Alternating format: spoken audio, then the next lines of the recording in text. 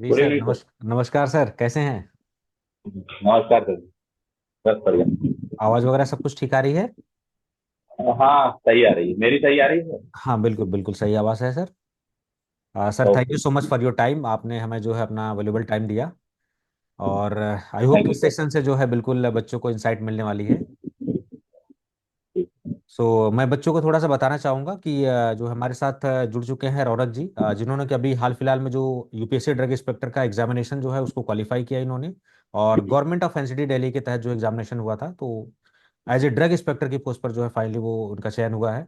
तो इनके जो एक्सपीरियंस रहे हैं, जो इनकी जर्नी रही है, और क्या स्ट्रगल रहा है, वो सारी चीज़ें, और क्या चैलेंजेस रहे हैं इस प्रिपरेशन के दौरान पर, वो सारी चीज़ें जो हम लोग डिस्कस करेंगे। सबसे पहले मैं स्वागत करना चाहूँगा रौनक जी का। बहुत बहुत शुक्रिया आपका जो आपने हमें समय दिया। स्वागत है आप सभी का इस प्लेटफॉर्म पर। स्वागत है थैंक यू। आपका रौनक जी। जी। सर, ये जो सेशन मैंने रखा हुआ है ना, इसमें एक्चुअली अभी मेरा कई सेशन तीन चार हुआ है, तो कुछ हमारे जो दोस्त मित्र हैं डीआई के, उनका भी मैंने इंटरव्यू किया है, और कुछ आरआरबी फार्मासिस्ट के हमारे दोस्त हैं, उनका भी किया है, और जो हमारे यहाँ से चयनित बच्चे हैं उनका भी हमने किया हुआ है। तो इसका मेन मकसद सर मैंने रखा हुआ है कि जो आपकी एक्सपीरियंस है, जो आपकी जर्नी रही है, उसको थोड़ा साझा किया जाए, और बच्चों के जो कॉमन क्वेश्चंस हैं उस पर ही बेस्ड हम लोग सेशंस रखने वाले हैं सर। जी बिल्कुल। सर, क्योंकि ड्रग इंस्पेक्टर जो पोस्ट है, एक रुतबे वाली पोस्ट भी है, एक पावरफुल पोस्ट भी है, और उसके साथ साथ जो है बहुत सारी रिस्पॉन्सिबिलिटीज के साथ आती है पोस्ट, और बहुत सारी चीजें हमें करने को अपॉर्चुनिटी भी देती है। तो सर, इसके बारे में थोड़ा सा बताएं कि फार्मासिस्ट एग्जामिनेशन हो, ड्रग इंस्पेक्टर हो, जीपैट हो, ड्रग इंस्पेक्टर की पोस्ट कैसे डिफरेंट इन सभी एग्जामिनेशन से सर? सर, बेसिकली बात देखी जाए फार्मासिस्ट और जिपेट की, जी तो फार्मासिस्ट की जो एग्जाम होती है वो सर डिप्लोमा फार्मेसी के बेस पर उसके सर पेपर निकलते हैं सर, जी बेसिकली जी देखा जाए तो डिप्लोमा फार्मेसी। और जीपेट का पूरा बी फार्मेसी का सिलेबस रहता है, उसमें ज्यादा डीप में क्वेश्चन आते हैं। जी और डीआई में देखा जाए तो उसमें ज्यादा सब्जेक्ट नहीं होते जितने जीपेट में होते हैं। जी जी। सब्जेक्ट कम होते हैं लेकिन जो क्वेश्चन का जो फॉर्मेट होता है, जो क्वेश्चन बनाने का जो क्राइटेरिया होता है वो थोड़ा सा डीप लेवल का होता है। फार्मासी से अच्छा खासा वो क्वेश्चन का लेवल। जी। हाँ, मोटा मोटी ये बता देता हूँ, तीनों में एडिशन। सर, एक चीज जो मैंने अपनी प्रिपरेशन के टाइम पर भी पाया था, और जो मैंने एक्सपीरियंस से किया है, कि स्टैंडर्ड बुक्स का काफी रोल है सर। कुछ बुक बच्चे जो हैं हाँ, वो शॉर्टकट थोड़ा सा मारते, चाहते हैं कि शॉर्टकट कुछ मटेरियल मिल जाए, उससे पास हो जाए, लेकिन मेरी अब हमेशा जाए। हिदायत उनको सजेशन रहता है कि आप स्टैंडर्ड बुक को अच्छे से पढ़िए सर। तो जी स्टैंडर्ड बिल्कुल। बुक का कितना रोल है सर ड्रग इंस्पेक्टर की प्रिपरेशन में? सर, रोल तो है लेकिन मैंने तो ज्यादा स्टैंडर्ड बुक पढ़ी नहीं है सर, ऑनेस्टली बताऊँ तो। जी जी जी। मैंने सिर्फ कोलॉजी के लिए स्टैंडर्ड बुक पढ़ी है। जी और वो भी मैंने पूरा तो नहीं पढ़ा है, मैं थोड़ा ही पढ़ा था शायद। और बाकी सब्जेक्ट के लिए मैंने स्टडी मटेरियल ही यूज किया है, स्टैंडर्ड जी बुक जी मैंने use जी किया। जी। क्योंकि मुझे ऐसा लगता था कि मैं लास्ट टाइम में क्या है ना कि रिवाइज नहीं कर पाऊंगा कुछ। हम्म। मैं अभी बेसिकली फार्मासिस्ट की जॉब में हूँ सर, जी जी। करंट। तो ड्यूरिंग जॉब थोड़ा सा वो डिफिकल्ट हो जाता, तो मैंने थोड़ा स्मार्ट वर्क भी किया उस हिसाब से। और स्टडी मटेरियल के साथ मैंने क्वेश्चन ज्यादा लगाए। वो जी, मेरी स्ट्रेटेजी है बिल्कुल उस हिसाब बिल्कुल से। सर, सबकी अपनी एक यूनिक स्ट्रेटजी हो सकती है। हाँ इस बात से बिल्कुल मैं एग्री करता हूँ। और सर, इसमें बच्चों को ना एक बड़ा कॉमन सा क्वेश्चन जो ड्रग इंस्पेक्टर में आता है, वो एक्सपीरियंस को लेके आता है सर। कि बच्चे पूछते हैं क्या शेड्यूल सी का बिल्कुल। एक्सपीरियंस मैंडेटरी है, नहीं है सर? और ये जो पिछली आप वाली जो वैकेंसी, इसमें भी कई लोग इस ऊहापोह की स्थिति में फॉर्म नहीं भर पाए कि एक्सपीरियंस मांगा है नहीं मांगा है, बड़ा कंफ्यूजन रहा है बच्चों के बीच। तो सर, थोड़ा सा अगर आप बहुत क्लियर कर बहुत। पाएं इसके बारे में कि एक्सपीरियंस का क्या सिचुएशन है, खास करके गवर्नमेंट ऑफ एनसीडी दिल्ली के लिए अभी। अच्छा, तो इसमें क्या है, यूपीएससी जो है वो दो बॉडी के लिए एग्जाम लेती है, एक जी सीडीएससी के लिए और गवर्नमेंट ऑफ दिल्ली के लिए। जी जी तो यूपीएससी जो एग्जाम लेती है उसमें एक्सपीरियंस का ऐसा कोई क्लोज नहीं है, फ्रेशर भी वो एग्जाम दे सकते हैं। जी जी। एक्चुअली एक्ट में जो लिखा गया है ना कि ओनली दोज इंस्पेक्टर, ऐसा करके है। हाँ हाँ हाँ। जो क्राइटेरिया है ना, वो हाँ, रूल वो फोर्टी ऐसा नाइन नहीं में बता सर। रहा कि आप। हाँ, रूल 49 में जी जी वो ऐसा नहीं बता रहा है कि आप के पास एक्सपीरियंस होना चाहिए एज अ डीआई के लिए। वो जी ऐसा जी बता रहा है कि डीआई बनने के बाद आपके पास यदि ये 18 मंथ का एक्सपीरियंस है बनने के बाद, तो आपको मैन्युफैक्चरिंग में जाने का पावर है, मैन्युफैक्चरिंग यूनिट में ऑडिट करने का पावर है। वो बेसिकली ये बता रहा है, जी जी कोर्ट का जी। वर्डिक्ट भी यही है। तो कुछ स्टेट पीसीएस जो है वो कहीं कहीं पर फ्रेशर को एलिजिबल करते हैं और कहीं कहीं पर एक्सपीरियंस भी मांगते हैं, तो स्टेट में थोड़ा सा ये है। जी लेकिन जी सेंट्रल में तो नहीं है, वो तो बिंदास देना ही है प्रेशर जी का। जी जी जी। ये नहीं। क्योंकि सर ड्रग इंस्पेक्टर की जॉब एक चैलेंजिंग जॉब भी है, तो जाहिर सी बात है अगर किसी बड़े पोस्ट के लिए हम अपॉर्चुनिटी ढूंढ रहे हैं तो हमें उसी हिसाब से स्ट्रगल भी करना होता है, उसी हिसाब से मेहनत भी करनी होती है सर। तो जी सर। काफ़ी कुछ लोगों के लिए जर्नी ये शॉर्ट हो जाती है, कुछ 6 महीने साल भर में ही कुछ लोग क्वालिफाई कर जाते हैं, कुछ लोग साल 2 साल भी लग जाता है डीआई के लिए सर। क्योंकि जो मैं समझ पाया हूँ कि इसकी जो नियुक्ति होती है वो रिक्वायरमेंट के बेसिस पर होती है, जब पोस्ट रिक्वायर्ड होती है तो उस हिसाब से ये वैकेंसी एडवर्टाइज करते हैं। तो सर हम्म। कभी कभी बड़े अप एंड डाउन्स वाले भी फेजेज आते हैं, तो लोग कभी डिमोटिवेट भी होते हैं, तो सर कैसे इन सब चीज़ों को टैकल किया जाए, जो हमारी फ्यूचर जनरेशन आ रही है हमारे बाद वाली, वो कैसे इसको टैकल करे, क्योंकि जर्नी हो सकती है लंबी भी हो जाए, हो सकता है शॉर्ट में भी हम निकल जाए। डीआई की ही यदि कोई फार्मा एक्सीडेंट है जो कि अभी पढ़ रहा है, मैं आपका क्वेश्चन समझ पा रहा हूँ, तो मैं उस हिसाब से आंसर जी करूँ। जी जी कि अभी जो पढ़ रहा है तो वो यदि वो गोल रख रहा है कि मुझे डीआई ही बनना है, तो फिर उसको पेशेंस तो रखना पड़ेगा, क्योंकि डीआई की जो वैकेंसी है वो सर ऐसे ही फ्रिक्वेंटली तो आती नहीं है सर। जी जी जी जैसे कि अभी मैं गुजरात से हूँ, तो गुजरात में तो 13-14 साल के बाद आएगी, जी जी है ना। और सेंटर में भी 2015 में आई थी जी सीडीएससीओ की, जी तो जी अभी तक नहीं आई, जी शायद नेक्स्ट साल आए। तो डीआई का यदि आपका गोल है तो फिर आपको ऐसा मान के चलना पड़ेगा कि थोड़ा सा पेशेंस तो रखना पड़ेगा, टाइम तो लगेगा उसको, जी जी है ना। और अगर ऐसा नहीं है तो फिर आप यूपीएससी और पीसीएस और एसएससी के लिए जा सकते हो, तो मेरा ये सजेशन जी सर। है कि जल्दी ही जॉब चाहिए अच्छी वाली, तो फिर वहाँ जा सकते हो। बिल्कुल बिल्कुल सर, अगर आपका एम और गोल बड़ा है तो जाहिर सी बात है कि आपको थोड़ा सा हाँ। पेशेंस रखना ही पड़ेगा। और सर हम्म। मुझे भी कुछ इंटरव्यू वगैरह देने के मौके मिले हैं सर डीआई के भी, तो मैंने कुछ चीज़ें सीखी, वो मेरी अपनी लर्निंग से। लेकिन सर मैं चाहूँगा कि आप अपना जो है एक्सपीरियंस साझा करें सर, जो प्रोसेस जर्नी रही है कि रिटन एग्जामिनेशन दिया, फिर उसके बाद जो है फिर वो इंटरव्यू के लिए गए सर, तो वो अगर आप एक्सपीरियंस शेयर करना चाहें, खास करके जो इंटरव्यू वगैरह को कैसे फेस करें, और वो भी यूपीएससी का जो इंटरव्यू होता है ड्रग इंस्पेक्टर का, क्योंकि स्टेट से थोड़ा सा उसका लेवल तो डिफरेंट होता है सर, तो वो कितना डिफरेंट हाँ होता सर। है, क्या उसमें यूनिक करने की जरूरत है सर हमें। सर बेसिकली इंटरव्यू की बात करूँ मैं अभी, इंटरव्यू में कैसे करना है वो। नहीं सर, ओके। तो इंटरव्यू जैसे जो हाँ। यूपीएससी डीआई का इंटरव्यू होता है सर, वो कैसे डिफरेंट होता है अच्छा। स्टेट से, और आपने आपके टाइम जो इंटरव्यू था उसमें क्या क्या चीजें थी सर। ओके। तो बेसिकली मेरा इंटरव्यू एक्सपीरियंस में थोड़ा सा साझा करूंगा और उसके हिसाब से आपके क्वेश्चन का आंसर दे सकता है। जी उसमें यूपीएससी में तीन मेंबर थे पैनल में। जी एक आईएएस रहते हैं जो कि यूपीएससी के मेंबर ही होते हैं, और एक होते हैं हमारे एकेडमिक से होते हैं, जी जी और एक सीडीएसपीओ के होंगे, या फिर जो भी आप बॉडी का एग्जाम दे रहे हो, जैसे जी गुजरात का जी दे रहे हो तो एफडीसीए का कोई जी रिटायर एक्सपीरियंस पर्सन होंगे, है ना। और सीडीएसपी का दे रहे हो तो वहाँ के आपको कोई डीसीजीआई रहेंगे रिटायर, हाँ, है ना। डीसीजीआई शायद तो पैनल में सर रहते हैं ना, इसमें हाँ, एक डीसीजीआई रहते हैं। हाँ, हाँ, तो हमारे पैनल में डीसीजीआई से होता है, जी तो जी रिटायर से होता है। जी जी और मैडम थी एकेडमिक से मैडम। जी जी तो यूपीएससी का जो इंटरव्यू होता है वो सर बेसिकली देखा जाए तो पूरा टेक्निकल ज्यादा जाता है, उसमें जी नॉन टेक के क्वेश्चन सर बहुत ही कम ही आते हैं। जी जैसे कि करंट नॉन टेक में करंट सिनारियो से थोड़ा सा देख लेना चाहिए कि वहां जी से कहीं से आ जाए, जैसे कि अभी नीट का चल रहा है तो वहीं से क्वेश्चन आपको पूछ।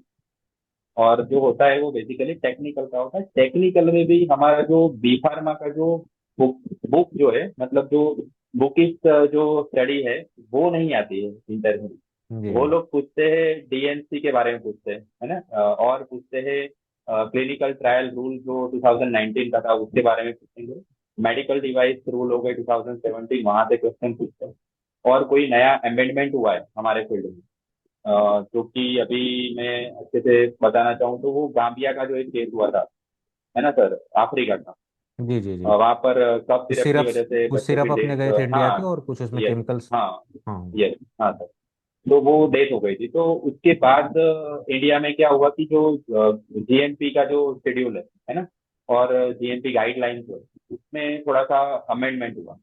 और वो क्राइटेरिया उसको ऐसा रखा गया है कि डब्ल्यूएचओ की गाइडलाइन से हमारे यहाँ पर जो मैन्युफैक्चरिंग होती है वो फॉलो करनी पड़ेगी सारी कंपनी। जी जी तो ऐसे ऐसे थोड़े से जो अमेंडमेंट होते हैं, जैसे कि शेड्यूल H1 का हो गया, तो वो थोड़ा सा ध्यान देना है।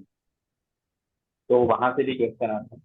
और हो गया कि ड्रग इंस्पेक्टर का ड्यूटी क्या है, उसका पावर क्या है ना, कौन से वहां पर हाँ वो सर, थोड़ा सा इस पे एक्ट जो है रूल भी दे रखा रिस्पॉन्सिबिलिटीज वगैरह। जी है जी ना। जी हाँ सर, वो कहाँ पर दे रखा है डीएमसी में, हम्म। कौन सा रूल में दे रखा है, रूल 51 52 पढ़ना है, तो ये हम्म। सारे थोड़े से डीप क्वेश्चन आते हैं। जी जी। तो ये सर करंट में वो सब चीजें पढ़नी है।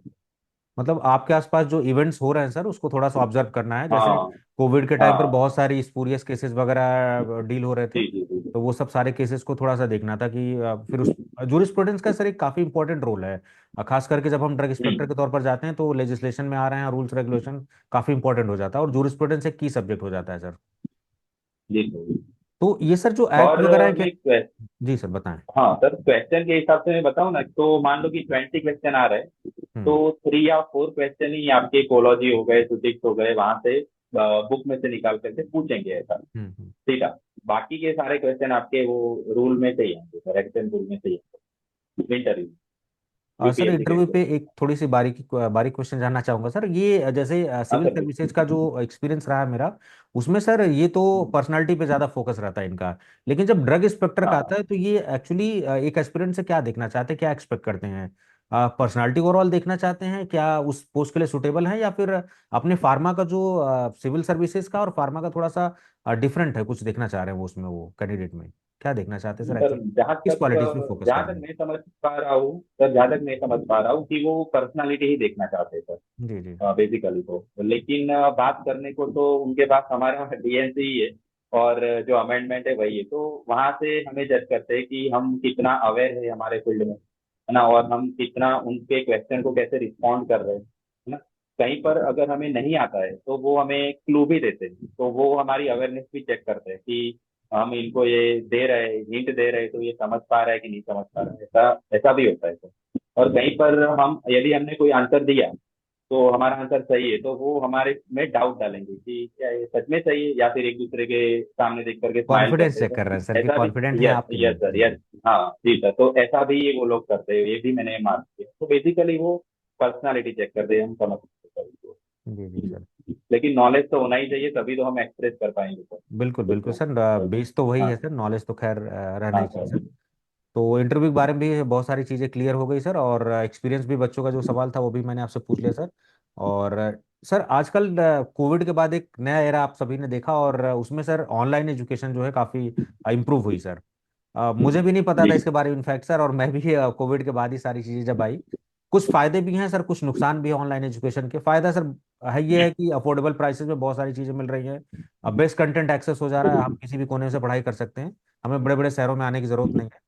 लेकिन सर एक बहुत बड़ा जो चैलेंज उठाया ऑनलाइन एजुकेशन में वो है सर डिस्ट्रैक्शन का, कि अगर हम ऑनलाइन पढ़ रहे हैं तो डिस्ट्रैक्शन होता है। कभी हम यूट्यूब देख रहे हैं, कुछ काम की वीडियो देखने गए, फिर हम रील चलाने लगे। तो आजकल जमाना रील वाला है, और जो यंग जनरेशन है वो काफी ज्यादा समय जो है रील पर दे रही है। तो उसको जी कैसे जी। अवॉइड किया जाए सर, डिस्ट्रैक्शन को? सर पूरा तो अवॉइड नहीं किया जा सकता, जी लेकिन सेल्फ कंट्रोल तो सर रखना ही पड़ेगा, क्योंकि अगर हमारा गोल बड़ा है तो फिर थोड़ा सा कंट्रोल तो रखना ही पड़ेगा बिल्कुल सर। सर। ऐसा नहीं है कि पूरा कटआउट ही हो जाए कि अनइंस्टॉल जी ही जी। कर दे, जी सारी है ऐप तो रखनी ही। लेकिन एक एक और चीज भी कर सकते हैं, जैसे कि सोशल मीडिया में अच्छे पेज भी होते हैं, जो कि हमारे एजुकेशन चैनल भी रहती है फार्मा की, तो वो सारी सब्सक्राइब कर दो या फिर उनको फॉलो कर दो, तो वही दिखेंगे फीड में, वो हम्म। भी एक फायदा है, तो ऐसा हम्म। कुछ कर सकते हैं।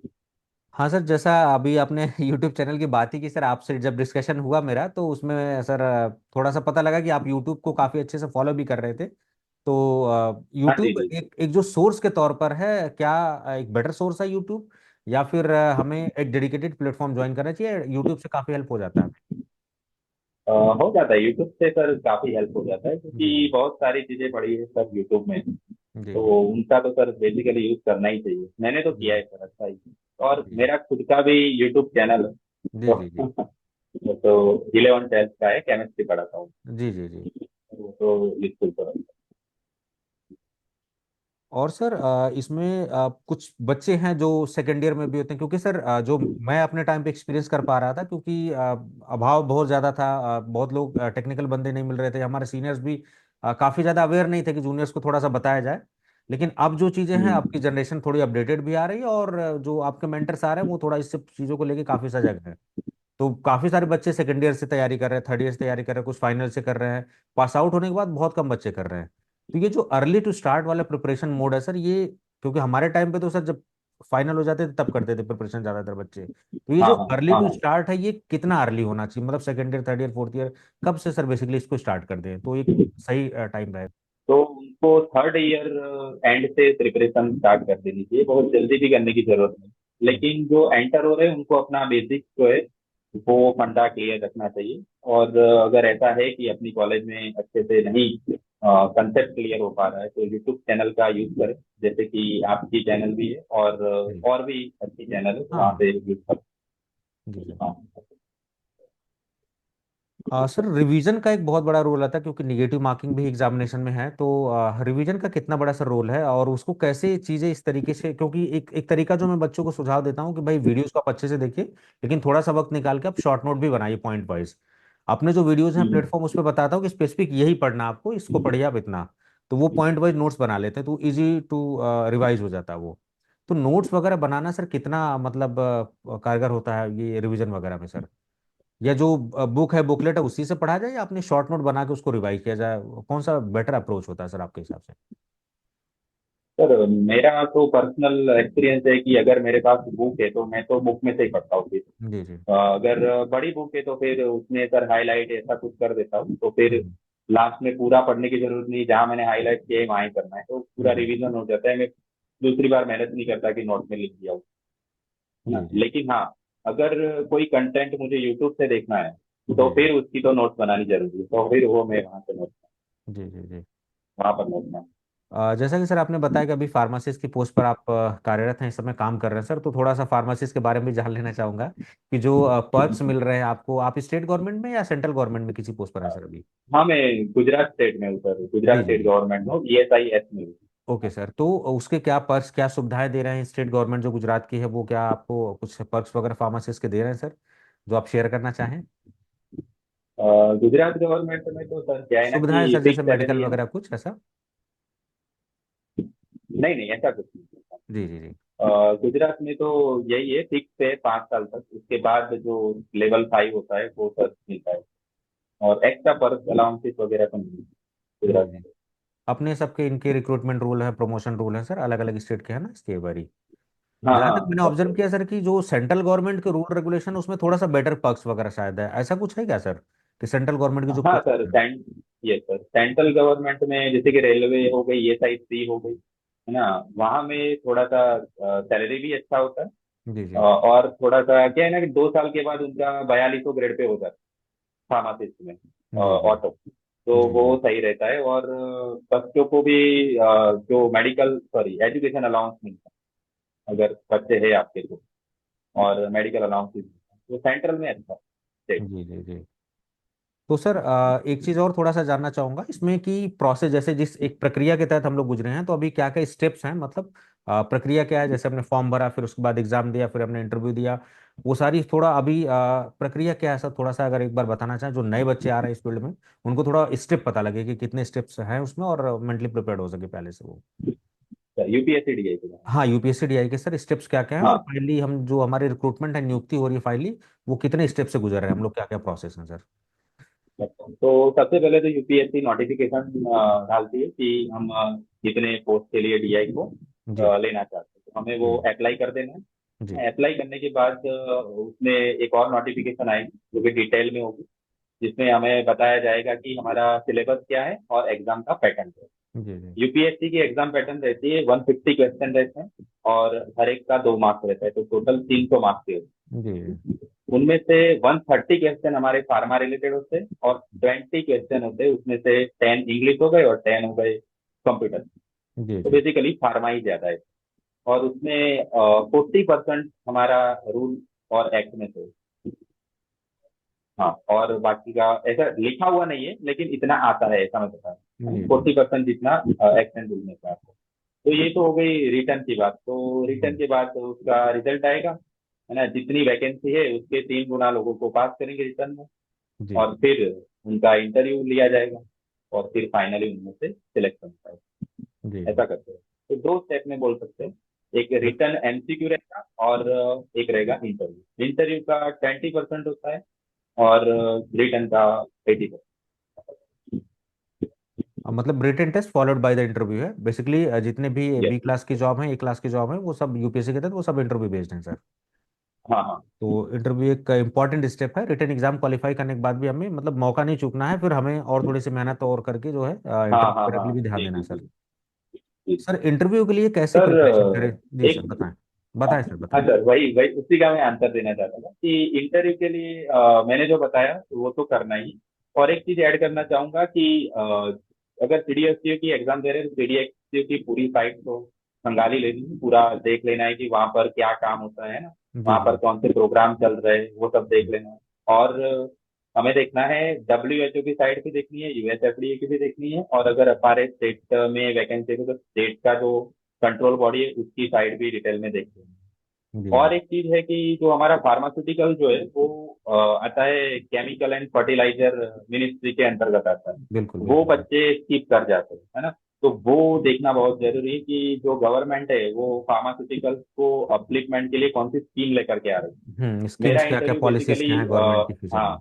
जी जी जी सर, क्या क्या पॉलिसी, मेरा पूरा इंटरव्यू उसके बेस पर ही चला था। जी जी जी। तो गवर्नमेंट कौन कौन सी पॉलिसी लेकर के आ रही है वो थोड़ा सा डिटेल में पता होना चाहिए। कि पीएल हमारी एपीआई के लिए क्या क्या है और मेडिकल डिवाइस के लिए कैसे कैसे स्कीम्स वगैरह हैं। बिल्कुल सर। और सीडीएसयू की साइट से ना बजट नोटिफिकेशन होता है, वहां से डीएनसी को पढ़ना है, कोई बुक से नहीं पढ़ना है सर यूपीएससी के लिए, मैं सीधे ये उस एक्ट को सजेस्ट हमने करना ऑफिशियल चाहूंगा। जो एक्ट है हाँ लॉन्च है उसको हम लोग हाँ, पीडीएफ जो निकाल के पढ़ सकते हैं। ऑफिशियल, हाँ वहां से पढ़ना पड़ेगा। जी जी जी। बाकी सर बहुत सारे ऐसे डाउट हैं तो सेशन तो काफ़ी लंबा हो जाएगा। क्योंकि छोटे हाँ मोटे डाउट्स होते हैं, और फिर उसके बाद जब आप सर ज्वाइन करेंगे, फिर ज्वाइनिंग के बाद जो एक्सपीरियंस होगा सर, वो भी एक्सपीरियंस आपके साथ थोड़ा बहुत जो है साझा करेंगे, तो मैं बच्चों के साथ शेयर करूंगा। तो उस पर सारी चीज़ें जी जो है जी बात हम लोग कर पाएंगे। और ऑलमोस्ट तो मैंने सारी चीज़ें जो बच्चों के डाउट थे छोटे छोटे, वो उनके बिहाफ पर मैंने आपसे जो है जानकारी ली इस पे सर। और कुछ यूनिक ऐसे स्टेप्स जो आपने सर कभी फॉलो किए हों, क्योंकि जो ज्यादातर एस्पिरेंट हैं कुछ कॉमन स्ट्रेटजीज होती फॉलो करते हैं, लेकिन मैं ऐसा मानता हूँ सर कि कंपटीशन ज्यादा है, दिन ब दिन बढ़ता जा रहा है, तो हमें थोड़ा सा हट के थोड़ा यूनिक कुछ सोचने का, आउट ऑफ द बॉक्स सोचने की जरूरत है सर। तो आपने कुछ ऐसा कुछ यूनिक स्टेप अपनाया हो सर जिससे आपको फायदा हुआ हो, आप साझा करना चाहें सर? सर, यूनिक तो ऐसा कुछ है नहीं, लेकिन जो मैंने किया है वो थोड़ा सा मैं शॉर्ट में बता सकता हूँ कि मेरी प्रिपरेशन किस तरह की। कि आप जो भी स्टडी मटेरियल रेफरेंस बुक से पढ़ रहे हो वहां से चैप्टर पढ़ो या फिर पूरा सब्जेक्ट पढ़ो, तो उसके बाद उसके क्वेश्चन लगाना मत भूलिए, उसके क्वेश्चन लगाइए। तो वो एक स्टेप आपको नहीं भूलना।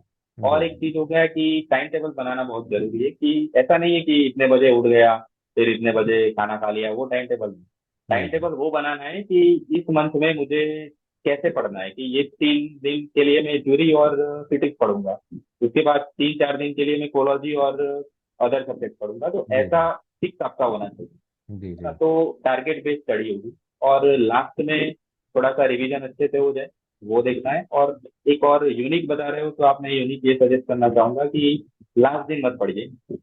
लास्ट दिन बिल्कुल नहीं पढ़ना है, और हो सके तो उसके 10 लास्ट जो 10 दे दे उसमें कहीं एक दिन के लिए कहीं घूमने चले जाइए, तो वो बहुत ही अच्छा रहता है सर। जी जी माइंड जी। थोड़ा फ्रेश होना बहुत जरूरी है। हाँ बिल्कुल सर, क्योंकि माइंड गेम हो चुका है हाँ एग्जामिनेशन, पढ़ तो सभी रहे हैं सर, हाँ, पूरा लेकिन पूरा। मेंटली हाँ कौन कितना स्ट्रांग है वो, उस एग्जामिनेशन को हैंडल कैसे कर रहा है सर, वो एक है जी सर, फैक्टर। वो 2 घंटे में हम क्या करते हैं वही इम्पोर्टेंट है। सर टाइम मैनेजमेंट पे आपने जो है काफ़ी अच्छी बात बताई सर। और अभी इससे पहले एक सेशन हो रहा था वो फार्मासिस्ट है सीजीएचएस में, तो उन्होंने बताया कि मैं टाइम को मैनेज करने के लिए अपने प्लान करता हूँ, रात में सोने से पहले एक छोटी सी डायरी बनाई हुई है, उस पर लिख लेता हूँ हाँ पॉइंट्स की हाँ। ये पॉइंट्स मैं करने वाला हूँ। इधर पे मेरा ये है कि कल को जी मेरे को ये पढ़ना है इतना, तो मैं पढ़ता हूँ अपना, वो फिक्स है मेरा। बहुत बड़े हाँ सर। गोल नहीं बनाता हूँ, लेकिन शॉर्ट शॉर्ट में मैंने ब्रेक करके उसको सारी चीज़ें हाँ कंप्लीट कर हाँ। रहा हूँ, तो उससे थोड़ा सा मोटिवेट भी रहता हूँ और चीज़ें टाइमली टाइम बाउंड फिनिश भी होती है।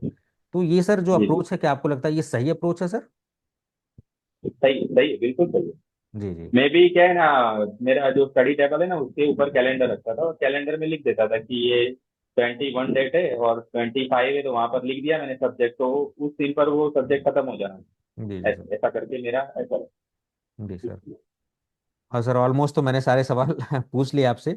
अब बाकी फ्यूचर में कुछ भी एस्पिरेंट्स को अगर हेल्प होगी तो बिल्कुल आपसे सर कनेक्ट करेंगे। सर बहुत बहुत धन्यवाद आपका, आपने समय दिया हमें सर, और आई होप कि ये सेशन जो है बच्चों के लिए काफ़ी फ्रूटफुल होने वाला है सर। और कुछ भी डाउट्स होंगे थैंक बच्चों यू। की तरफ से मैं जरूर आपसे एक बार कनेक्ट करूंगा सर, एक बार क्या मतलब जब भी जरूरत होगी सर, तो आपसे हेल्प हाँ लेता सर, है। बिल्कुल कीजिए, बिल्कुल जी जी, कीजिए। हम लोग सर अपना तो एक्सपीरियंस क्या है साझा ना सर, करते हैं। जी सर। हाँ सर, हम मुझे या फिर हमारी बैच वाले बच्चों को तो सर बहुत ही दिक्कत हुई है, क्योंकि हमारा जी फार्मा फील्ड या फिर स्पेसिफिक टीआई के बारे में तो ऐसा ऑनलाइन प्लेटफॉर्म है ही नहीं जो सर वो वहाँ पर कोई डीआई आकर के गाइड कर सके, जी जी सर। है ना। तो मैं चाहता हूँ कि बच्चों के जो भी डाउट है ना वो सर हम क्लियर कर सके, तो इसीलिए मैं आपके क्वेश्चन के आंसर भी सर थोड़ा डिटेल में सर देना पसंद करता था। बिल्कुल बिल्कुल बिल्कुल सर, आपने समय मैं दिया। खुद भी और एक दो वीडियो बना करके बच्चों के लिए थोड़ा सा जो भी डाउट है वो खुद भी मैं डालने वाला हूँ। बिल्कुल बिल्कुल सर, हम लोग अगर अब आप सामने फार्मा फील्ड में आएंगे तो डेफिनेटली अगर फ्रंट पे आएंगे तो काफ़ी हेल्प होगा बच्चों को सर। और जी इसी बैच में सर कुंदन जी हमारे यहाँ से वैसे A1 कैंडिडेट है जो हमारे यहाँ से फाइनली हो गए हैं, उसमें लिस्ट में आ गए हैं, उसमें कुंदन जी भी हैं, प्रोमिनेंट कैंडिडेट हैं वो भी। तो उनसे भी एक इंटरेक्शन हमने रखा हुआ है, बहुत जल्दी जो है सर से भी अच्छा, इंटरेक्शन। वो दिल्ली डीआई में सिलेक्ट हुए कुंदन हाँ हाँ, सर उनकी ऑलरेडी बात सर कर वो रहे हैं? हाँ ADI की हाँ, पोस्ट यस पर है यस। सर। तो हाँ हाँ जी उनसे जी। काफ़ी बॉन्डिंग अच्छी है सर, वो पहले से जुड़े हुए हमारे प्लेटफॉर्म से। और अभी सर का उसमें भी आ गया है, बिहार DI में भी आ गया है सर का, लेकिन अब उसमें थोड़ा हाँ सा हाँ हाँ। एक्सपीरियंस वाला मैटर आ गया सर, कोर्ट में मामला चला गया, सो अभी वेट कर रहे हैं, देखते हैं उसका क्या होता है सर। वो महाराष्ट्र में है ना, एडीआई में? हाँ सर, अभी तो क्योंकि CDSU हाँ में है हाँ सर, मुझे, तो उसमें अलग अलग जगह यस लोकेशन यस, पे पोस्टिंग देते रहते हैं, कभी जी दिल्ली जी। कभी मुंबई। हाँ तो अलग अलग लोकेशन पे सर देते रहते हैं, तो बात होती रहती है सर से भी, तो साझा करते रहते हैं वो भी एक्सपीरियंस। और बल्कि बिहार DI वाले जो ग्रुप ग्रुप है काफ़ी एक्टिव रहते हैं, बच्चों के सवाल कब केसेज में क्या चल रहा है वो काफ़ी एक्टिवली जो है रोल प्ले करते हैं उसमें। हाँ हाँ। Sir once again thank you so much for your time sir. बच्चों के लिए काफ़ी मदद वेलकम। होने वाला है। और बिल्कुल फ्यूचर में भी सर अगर जरूरत हो तो थोड़ा सा मार्गदर्शन करें हम लोगों का। हम लोग तो अपना एक्सपीरियंस शेयर कर रहे हैं, जी, लेकिन जो आने वाली जनरेशन है और जो आने वाले लोग कैंडिडेट सेलेक्ट हो रहे हैं सर, तो उनका भी एक्सपीरियंस थोड़ा सा मायने रखता है sir. Thank you so much once again sir. Thank you sir.